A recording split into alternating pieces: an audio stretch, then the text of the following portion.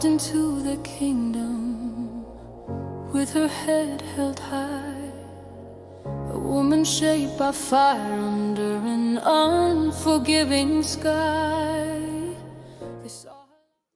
There's been a heaviness sitting with me lately. A heaviness I couldn't quite name at first, but one that began to make sense as I watched the British media reignite their favorite sport, attacking Meghan Sussex from every possible angle. And this time, they've latched onto her father's medical crisis and turning it into a public morality play. Not out of concern, not out of compassion, but because guilt is a weapon they've used against her for years, a way to demand obedience, a way to punish boundaries. As someone who has lived with the complexities of mixed heritage, of carrying several identities at once, of trying to do good in this world only to be met with betrayal and cruelty.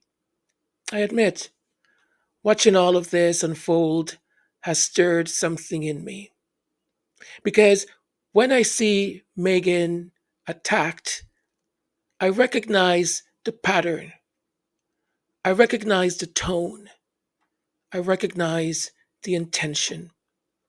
And I recognize the loneliness of being someone who is trying to live with kindness in a world that does not always return it.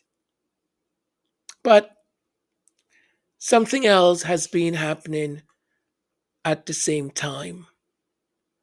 Something that the press did not expect. With Love, Meghan Christmas special has reached the global top 10 on Netflix. Number 5 in one country, number 4, number 2, number 7 in others. A warm, joyful human show, mocked in advance by every UK outlet, dismissed before it even premiere. And let's not even talk about the reviews. Labeled boring, predicted to fail. And yet, here she is, succeeding because of who she is, not because of who the media insist she should be. And that contradiction, the success they cannot control, and the humanity they cannot destroy, is exactly why the attacks are intensifying. I mean, can you really say to me that Carol Malone did not know what she was saying and doing? The so blatant false accusation, assertion, affirmation that she made about Meghan's mother, Doria Raglan. It made me think deeply over these past days about symbols, about why some people become symbols without ever asking to be, and about why institutions, especially those built on hierarchy and myth, fear those symbols more than anything else. Because what's happening to Meghan right now is not just about her father. It is not even about her family or her Netflix show. It is about a society that is terrified of what she represents, terrified of her light, terrified of her competence, terrified of her ability to strive in rooms that were never meant for her, and terrified that people like us, like me and you, people who have lived through betrayal, who have been punished for our kindness, who have walked into spaces where we were not meant to survive, see ourselves in her. So today, with your permission, I want to talk about exactly that on this special Majesty Sussex Report. Welcome. I'm Antonio, and thank you for spending some of your valuable time here with me. Because what I'm about to say is not gossip, it's not even really commentary. It is the truth, and it begins here and now. They saw her light and trembled, mistaking grace for something small.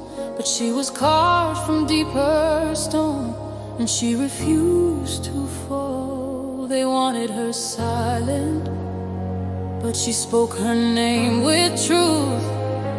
And every time they tried to dim her spark, she only brought more proof. They fear her light because it burns through every shadow they depend on. They fear her voice because truth becomes an earthquake when she speaks. They fear her joy because joy in the hands of a black woman is a revolution. And they fear her love because Harry chose freedom when he chose her.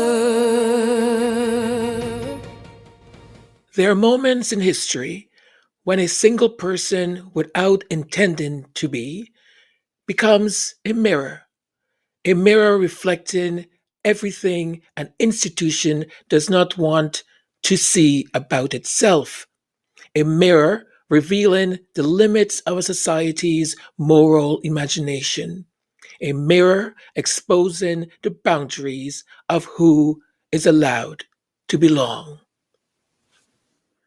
Meghan Sussex did not ask to be a symbol, but symbols are not chosen, they are revealed. And once revealed, institutions built on hierarchy, whiteness, and performance will fight to the death to destroy what they cannot control.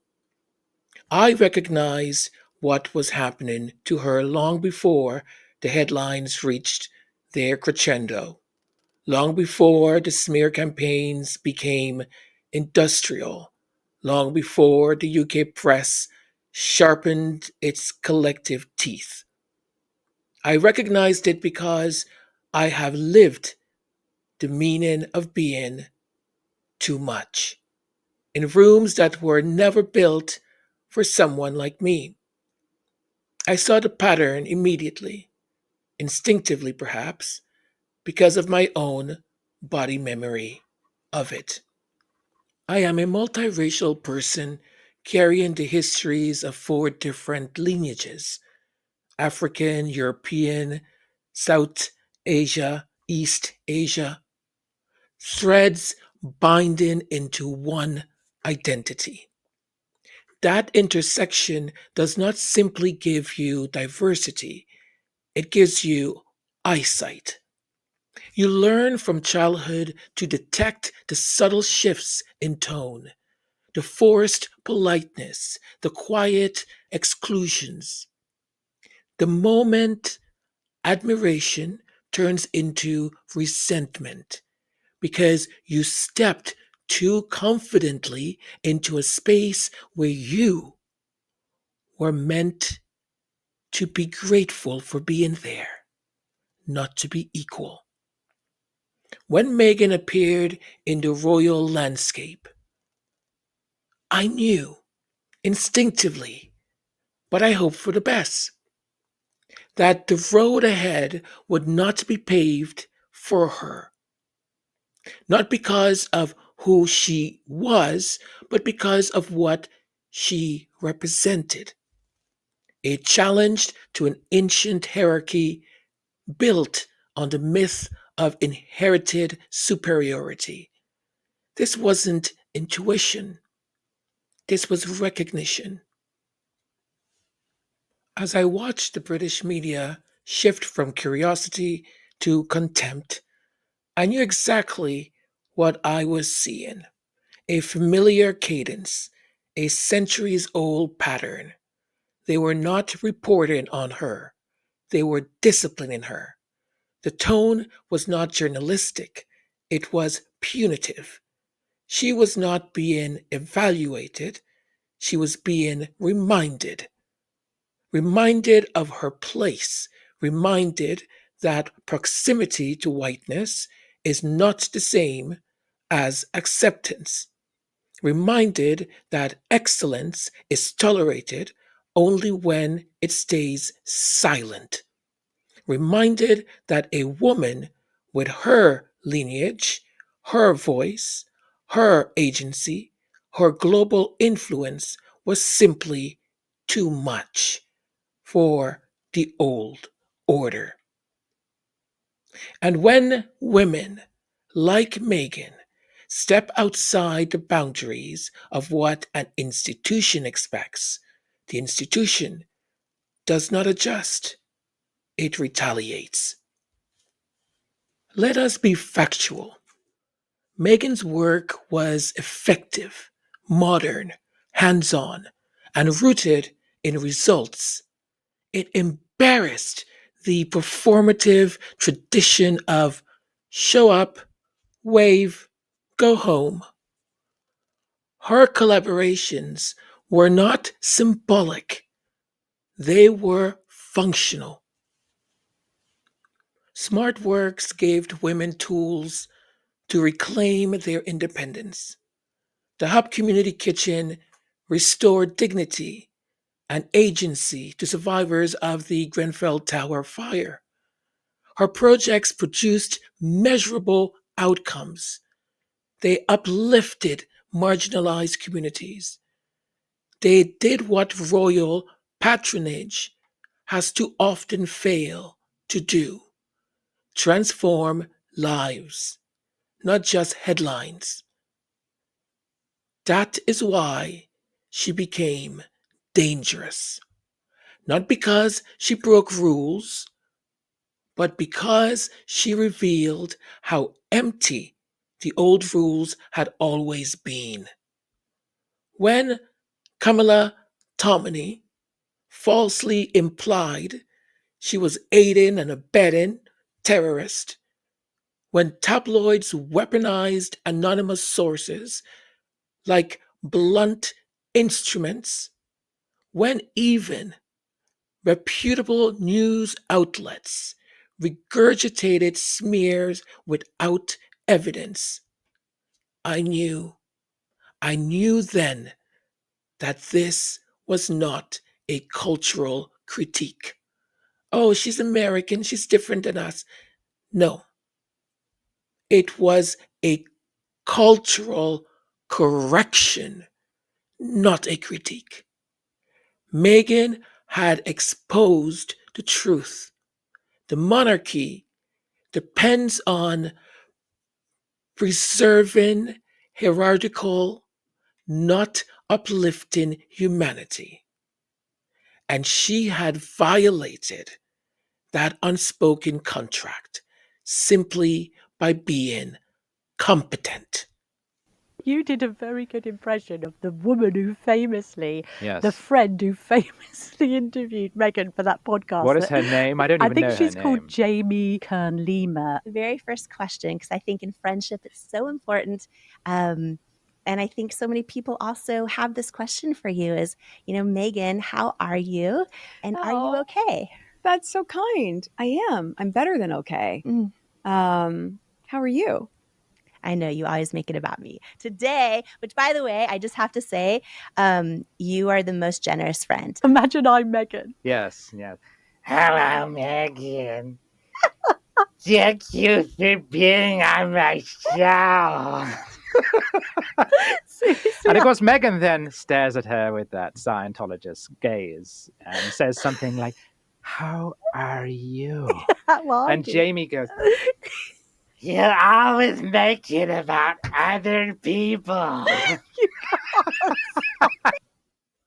The moment that stunned me, the moment that confirmed everything, was the palace silence after the racist chimpanzee reference directed at a baby, Prince Archie, a newborn, an innocent child, a baby who, in any moral universe, should have been protected fiercely and publicly. Yet the palace said nothing. The future king said nothing.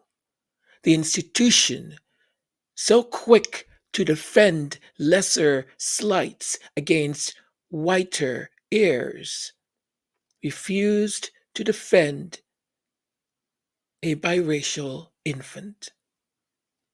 That silence was not neutrality, it was a declaration. It told me, and millions like me, this child is not ours to protect.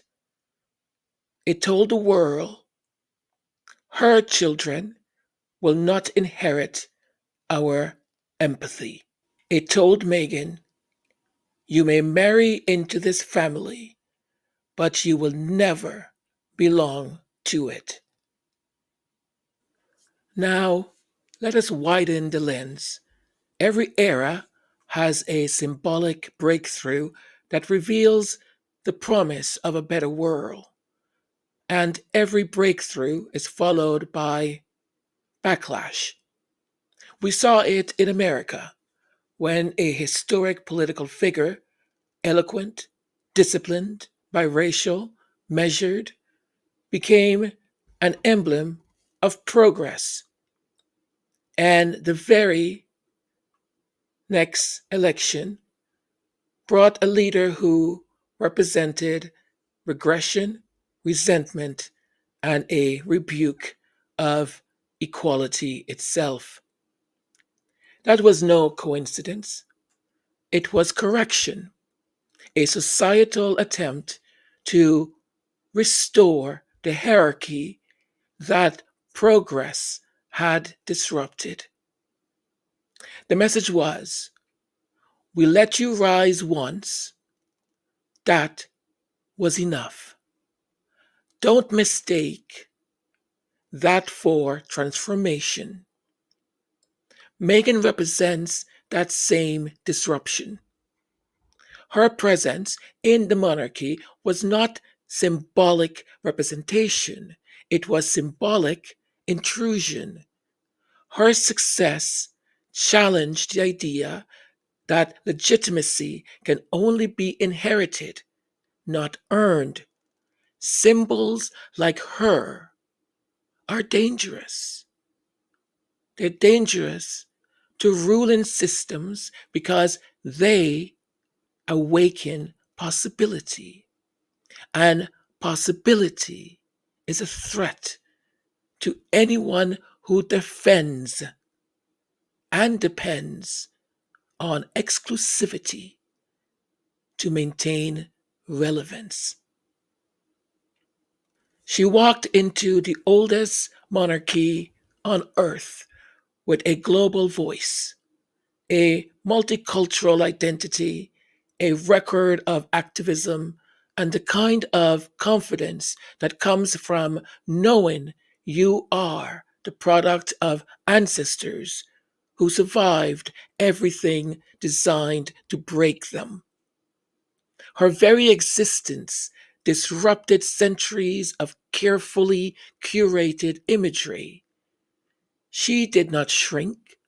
She did not apologize. She did not dim her intelligence. She did not abandon her values. She did not quit her empathy. And so she had to be reshaped, not by truth, but by distortion. Her light had to be recast as arrogance, her professionalism recast as manipulation, her impact recast as ambition, her heritage recast as liability. This was not an accident, it was an operation. The monarchy could have tolerated Meghan if Harry had abandoned her, but he didn't. And that made them, together, the most dangerous symbol of all. A prince rejecting hierarchy to protect a woman the nation was instructed to despise. A man choosing love over lineage, truth over tradition, his family's safety over the institution's vanity. Their partnership exposed every fracture the palace hoped to hide. Their unity disrupted the narrative that royalty must obey even at the cost of their own humanity. In them, the world saw a new symbol emerging. Not royal authority, but moral authority. And moral authority cannot be controlled. As someone who has walked through multiple worlds, who has lived the complexity of mixed identity, who has inherited the instincts to recognize danger as soon as it enters the room, I knew what her persecution meant. I knew what it signaled to every woman who looked like her, to every child who might grow up with her complexion or her heritage, to every mixed or black person who dared to enter a space deemed not for them. I knew that if they succeeded in destroying her credibility, her dignity, her spirit, the message to the rest of us would be very clear. Stay in your place. And I could not be silent, not when the stakes were this high, not when a symbol was being broken in plain sight, not when the world was being taught once again that whiteness decides who deserves protection. Meghan is a human being, like you, like me. She's not perfect, like you, like me. No symbol is. Perfection is not what makes a symbol powerful. You know what does? Possibility. Possibility. Do you remember that slogan, Yes, we can? Do you remember hope? Yes, we can. Yes, we can is the same. Possibility. She represents the possibility of a world where heritage is not hierarchy, where service is not performance, where love is not weakness, where resilience is not punishment, where leadership does not come from bloodlines, but from humanity. And symbols like this must be defended, not idealized, but defended, protected by all cost, because they embody the future the old world fears. Thus, they need to destroy it. The institution tried to break her. The press tried to bury her. The commentators tried to corrupt her story. The public campaigns tried to define her. But none of them understood the truth.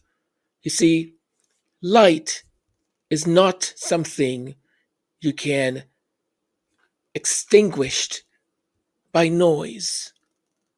It is revealed by contrast. And Meghan's light, multicultural, modern, global, grounded, shines brighter against the darkness that tried to consume her. Symbols do not fall when attacked. They become even stronger. They only fall when forgotten.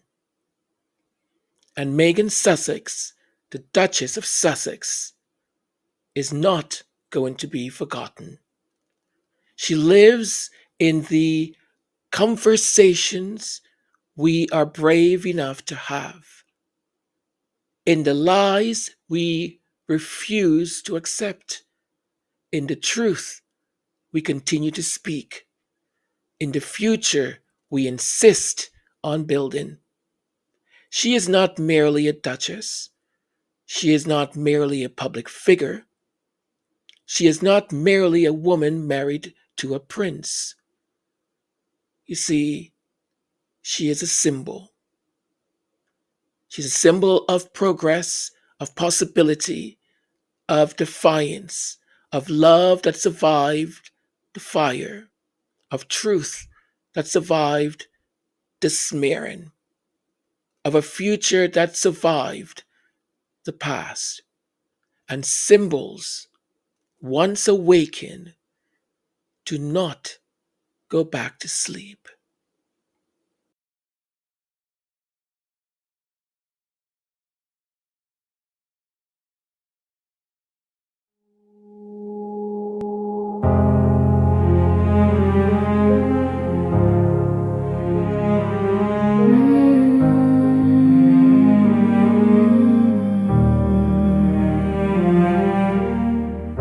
They saw a woman rise, unafraid of the crown's cold sky, a daughter of the world with a fire they could not buy.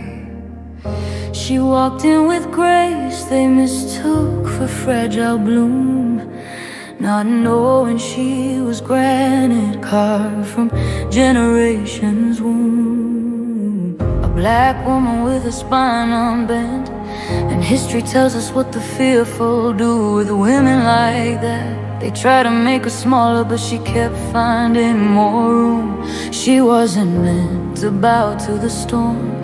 She was born to name it.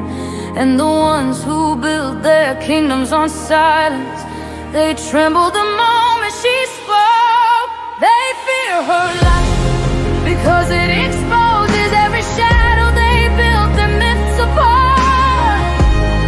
Because truth becomes an earthquake when it comes from the wrong woman. They fear her joy, because joy in the hands of a black woman is revolution. And they fear her love, oh, they fear her love, because Harry chose her, and choosing her meant choosing freedom.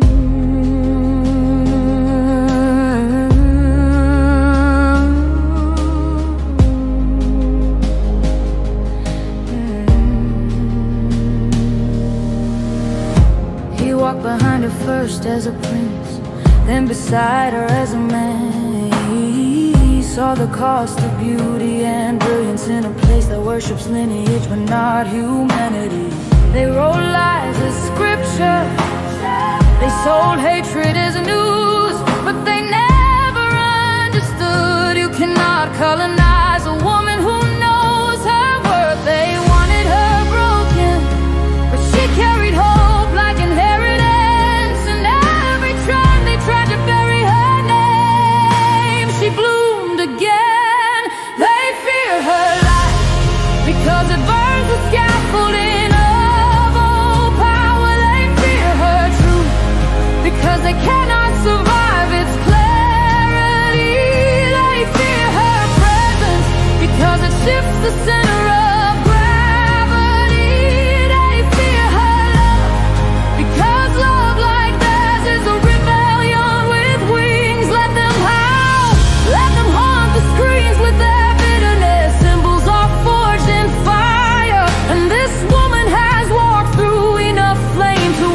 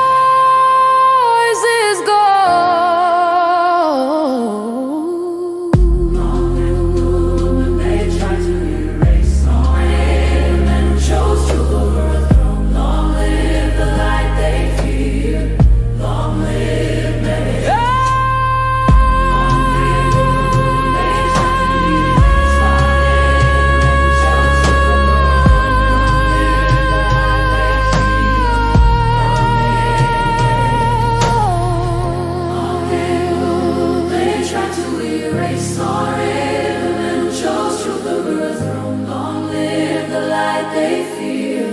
Long live Meghan.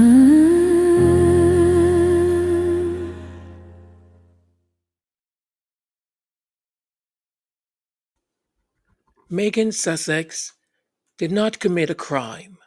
She did not provoke a political crisis. She did not topple an institution. She simply walked into a centuries old room with her head held high. The pigmentation of her skin, they determined, and her ancestry was the wrong one, according to them. But her voice stayed clear and her moral balance intact. That alone was enough to set fire to the machinery of resentment. The campaign against Meghan has never been about protocol, personality, or preference. It has always been about symbolism. She is a living contradiction to the myth the British monarchy relies upon, that whiteness is the rightful heir to dignity, that tradition is holy even when it is harmful, that hierarchy must be obeyed regardless of human cost, and that a woman who marries into power must surrender herself entirely. Meghan? Well, she refused to surrender. Her existence is subversive because she is not playing a role. She is living life. And when a woman chooses authenticity over performance, systems built on performance begin to crack. That is why they fear her. They fear the confidence of a woman they cannot control. They fear the education of a woman they cannot discredit. They fear the joy of a woman they cannot shame. They fear the interracial love story that rewrites royal mythology. They fear the intelligence of a woman who understands the machinery behind the curtain. They fear the global audience who loves her despite their 8-year non-stop propaganda. And most of all, they fear the truth that she represents, that brilliance from outside their lineage can eclipse anything born inside it. Harry's choice only amplified the threat, for he did what they never anticipated. He protected his wife, not the institution. The press calls it weakness, but history will call it courage. Thank you for being here. Thank you for spending this time here with me. And I hope you got something out of today's episode. And if you didn't get or learn anything, I do hope at least you were entertained. If you are new around here and you just stumbled upon this channel and you curious, you enjoyed the content, you're not sure yet, do subscribe anyways. It helps us somehow. So do subscribe. And if you are a subscriber already, thank you. You're awesome.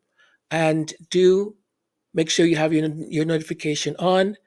It doesn't always work, but when it does, it does. So you'll get the information when any new material is uploaded. Also, remember to like, important. Also, to share and leave a comment if you wish to do so. My warning as always, if you think you're going to educate me on the Sussexes and all the horrible things you think they represent, thank you. Thank you for your engagement. I mean, it's not going to be published, but thank you. You writing those things helps me really and the algorithm. And for those who are so tantalized by calling me names, oh, You don't know me, and I don't know you. So it's water off my back. And trust me, I've been called better and worse. So engage if you wish to do so. Everyone else, I do read your comments when I have the chance. I do reply. Please don't feel like I'm not reading your comments if I don't reply. It's just that, as we know, life gets a little bit hectic and busy sometimes. But thank you so very much for being here. Thank you for your continued support of this channel, your continued support of what I do. I will tell you, the last couple of days have been interesting as I sat down to kind of write this. Because as I said at the beginning of this episode, there was a certain heaviness, and I still feel it a little bit. And it is, I think, largely two things. The audacity of that woman saying that Doria Raglan, well, you know what she said. I don't want to repeat it, really. Give it more air or energy. But also the continuous manipulation of a father, a man who perhaps doesn't quite understand the harm he has done and continues to do to his daughter. But it's not only his daughter he's doing it to her family, to her loved ones. You know, I did an episode in which I spoke about slave masters. Slave masters who would, and you folks know, took advantage of their slaves, slept with female slaves.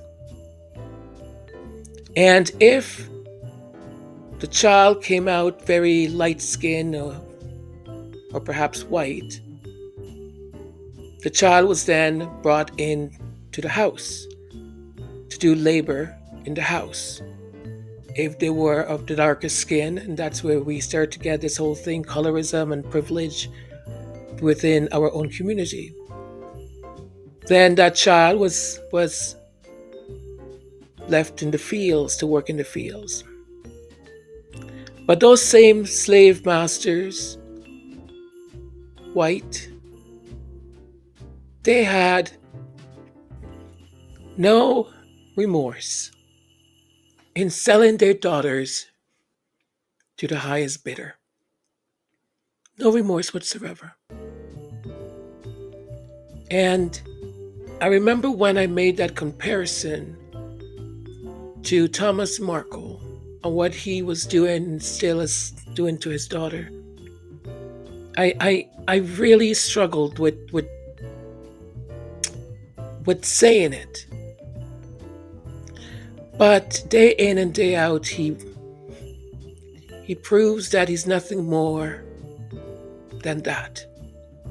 I will support the Sussexes. I will support Meghan in whatever decision she decides to do.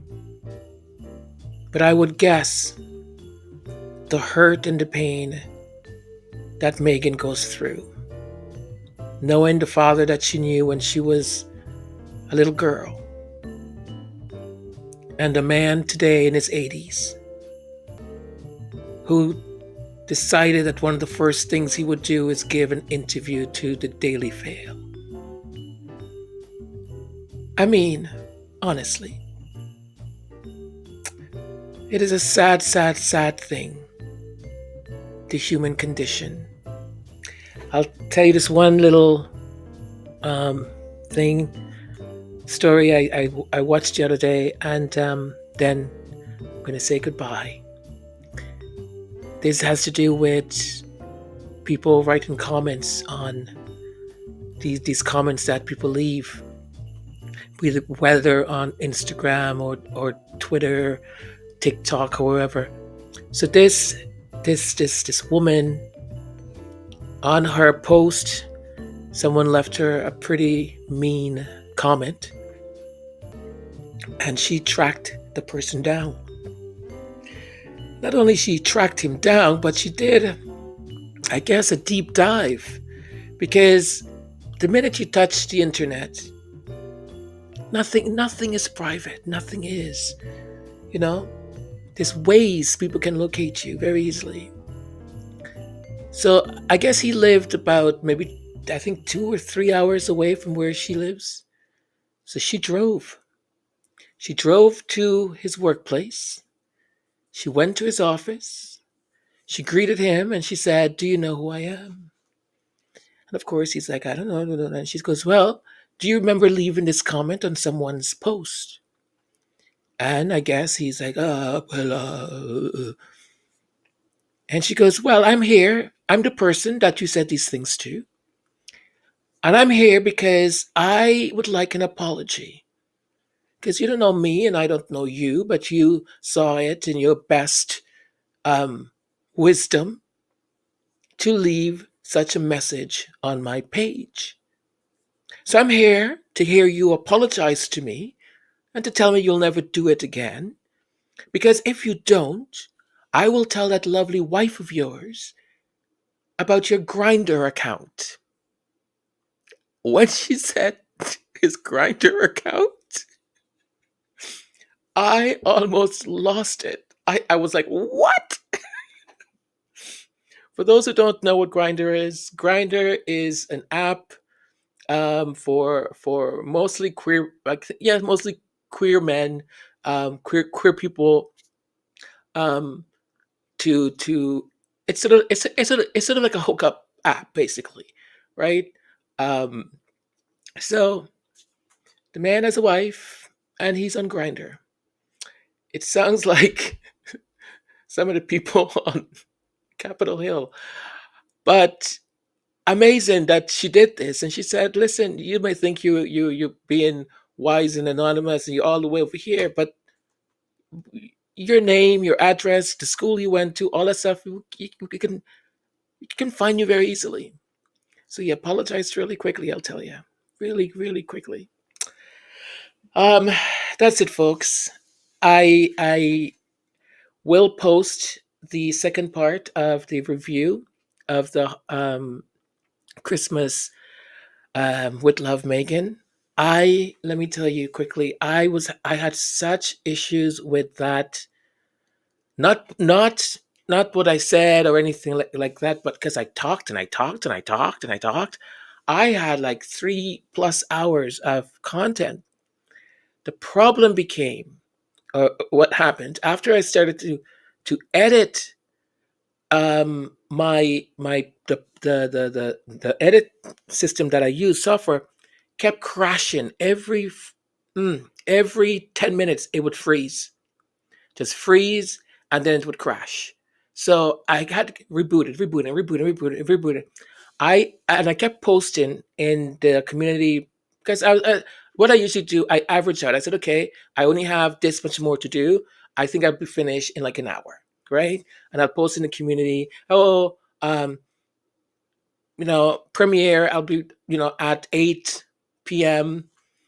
and then quarter to 8 is approaching very quickly, and this software crashes, or something happens. It's always something happens.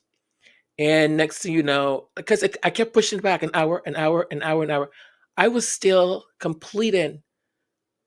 I think it was 2 or 3 a.m. in the morning, and I was still completing it. I think there's something wrong with the software. I'm not sure, but I just paid all this money to renew my subscription. So I don't know. Let's see. Okay, c'est bon, c'est tout. I wish you enjoy the rest of your day or time or whenever you're listening to this. Love you, folks. Thank you so much. Thank you, thank you, thank you, thank you. Merci por tout. Gracias por todo. Have a wonderful, wonderful rest of your day. Be kind to yourself, okay? And don't let people hook you into any sort of deviation of your peace, of your joy, and of your happiness. Until we speak again. Mwah.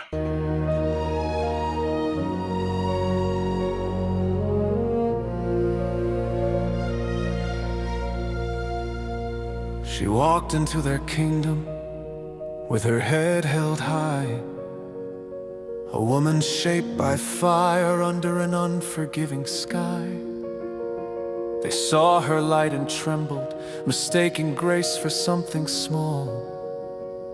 But she was carved from deeper stone, and she refused to fall. They wanted her silent, but she spoke her name with truth.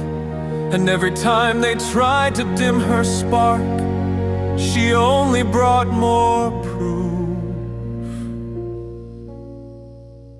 They fear her light because it burns through every shadow they depend on. They hear her voice because truth becomes an earthquake when she speaks. They fear her joy because joy in the hands of a black woman is revolution. And they fear her love because Harry chose freedom when he chose her. He stood beside her as a prince, then rose beside her as a man. He saw the cost of brilliance in a world built on command. They tried to break her open, but she carried hope like breath. And every lie they threw her way collapsed under its own excess. They wanted her buried, but she rose again in truth. And every time they dragged her name, she stepped into her proof. They fear her light because it burns down every myth they hide behind. They fear her truth because she refuses to bow or break. They fear her heart because love like hers has wings. And they fear her name because it echoes long after their noise is gone. Let them rage, let them roar. She's walked through fire before. Symbols rise where pain once stood, and she becomes more. Harry stands beside her strong, not a savior, but as witness to a woman they tried to erase and could not. They fear her love.